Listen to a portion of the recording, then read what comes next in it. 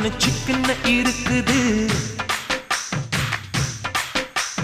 கர்ப்பமாக்கும் சக்தி உங்க கண்ணில் இருக்குது. தித்திக்கும் தேவையானி அடி தினம் தோறும் தேவைதான் நீ. அறுப்பு காட்ட அக்கா பொண்ணு சிரிப்பா சிரிக்குது சின்ன கண்ணு.